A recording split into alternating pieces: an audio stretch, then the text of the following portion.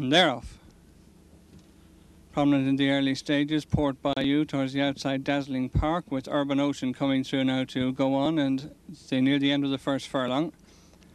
Urban Ocean goes on and leads from in second position Tisifer.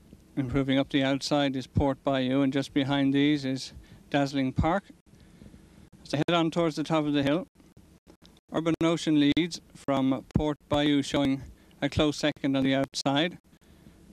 And they're followed by Gabby Hayes in third. Tisifer is fourth. Behind these is Pink Coral, with on the outside Dazzling Park. As they continue downhill, Urban Ocean with a narrow advantage over Port Bayou on the outside, and they're chased 2 lengths back by Gabby Hayes. Ridden along in fourth is Tisifer. Dazzling Park improves. Just behind these is Pink Coral, and then Tarfa and Festival Hall. As they approach the turn in, Urban Ocean on the inside of Port Bayou, and they're chased by Gabby Hayes. As they come to the turn, Urban Ocean on the inside, Port Bayou coming up the centre of the course, and they're chased by Gabby Hayes, and just behind them Dazzling Park, as they run on with 2.5 to race now. Urban Ocean towards the centre.